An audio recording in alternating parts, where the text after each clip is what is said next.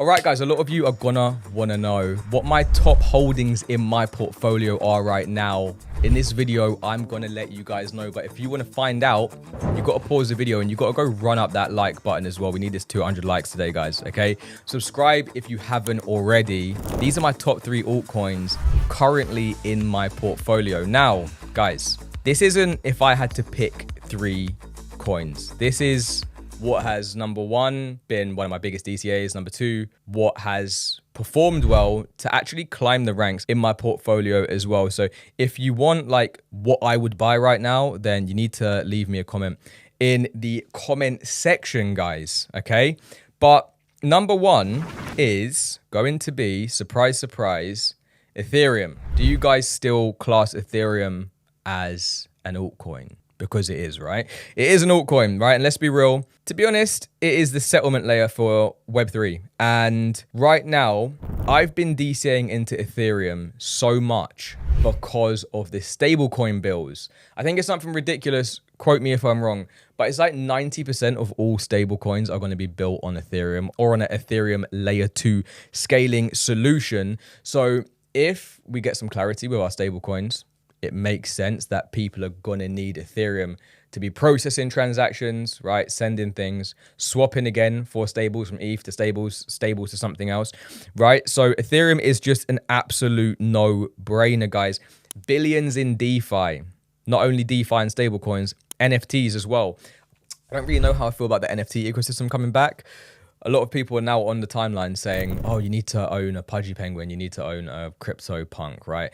I checked OpenSea the other day, and these, it's like 40 ETH for Crypto Punk, which is 120 grand, okay? So, you know, even the lower, I don't know if it's a market cap, but the lower priced NFTs are still, you're looking at 1.52 ETH, so, you know, nearly 10K. I don't really know about that, but if the Moon Boys or these big gambling boys want to come back into the market and buy NFTs, then you're gonna see the ETH transactions start to pump up even more, guys. So again, remember, we've transitioned to proof of stake to make it more energy efficient and again more cost effective. We can actually process a lot more transactions than what we could in the last bull run. That was something that I absolutely hated, right? I couldn't even get into the ETH ecosystem in the last bull run because it costed $200 to process a transaction in like a high throughput time, guys, which is insane. Okay, so maybe I wanted to buy something for $200. I'm gonna have to pay $200. It didn't make sense. You couldn't make profit, right?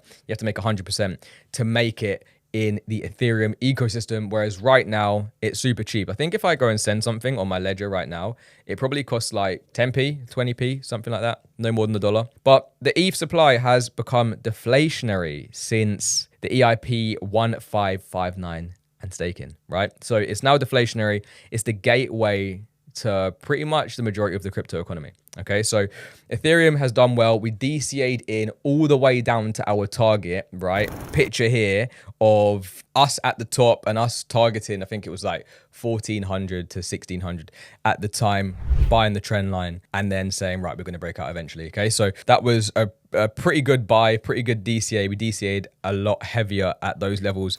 And now Ethereum's nearly at 4K. Okay, so again, we've had a pretty good move up on our DCAs. Now, number 2 is going to be a mixture of Tau and ICP. Now, you guys know that I've been mining Tau for the past 2 months right now through Bitcast. Again, we're not going to get into that in today's video, but the power of mining Tau when it was like $300 and then allocating to some subnets allowed me to gain even more Tau, right? So I think our Tau stack is looking maybe towards 15K at the moment right now, guys. So the Tau stack's looking really good. And then ICP, you guys know I've been buying ICP for God knows how long. So with Tau, I will continue to mine until I can't mine anymore. We've got the halving coming up in December, so it's going to be even harder to mine Tau. That's why I'm trying to get as much out of the ecosystem as I can right now. Remember, it's decentralized, and if you want an AI, you want it to be decentralized. You don't want your AI to be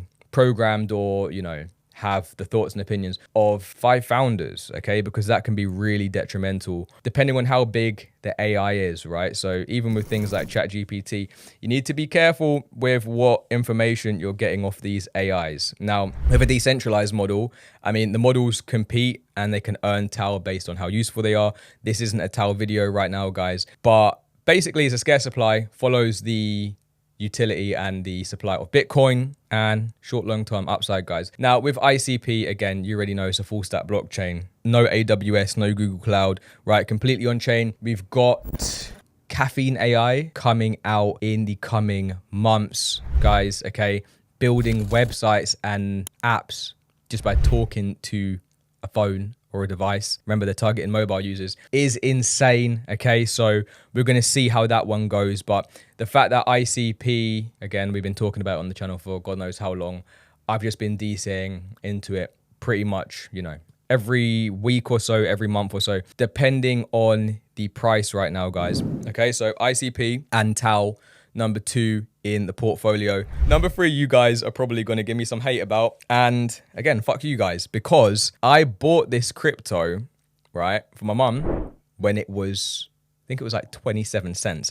And you guys ripped me in the comment section. Why? You're a fool. Why would you do that? Haha, what? This guy's never going to make any gains. He should have bought ICP. And again, we spoke about the crypto communities becoming like a cult. ADA's a bit of a cult, ICP's a bit of a cult. But guess what? ADA, even at these lows, has still outperformed a lot of other cryptocurrencies, guys.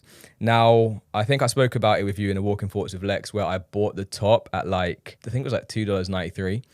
And ever since then, we've had to DCA down, guys. Okay, so yeah, ADA's been one that I've been DCAing in since 2019, hence why my bag is still so big compared to some of my other bags. Remember, peer-reviewed research before implementation. So, you know, there's not going to be any seedy business going on there. Proof of stake, right? Way before Ethereum switched to proof of stake, ADA was proof of stake. Massive global community. Is it a community? Is it a cult? It doesn't really matter to me. And we've got real world adoption. The DeFi ecosystem has been growing for ADA. I do think ADA under $1 is just an absolute no-brainer. Okay, so if you're looking at ADA and you're thinking, is now a good time to buy? What is a good price to buy? I think, you know, anything under $1, again, not financial advice, anything under $1 is going to be a great pickup for Cardano. So those are currently my top 3 holdings in my portfolio, in my altcoin portfolio. We're going to be trying to rotate all those gains back into Bitcoin in the bear market. So if you want my full DCA out strategy, you know what to do. Like the video, subscribe, leave me a comment to let me know what you want me to cover in the next video. Take care. Peace.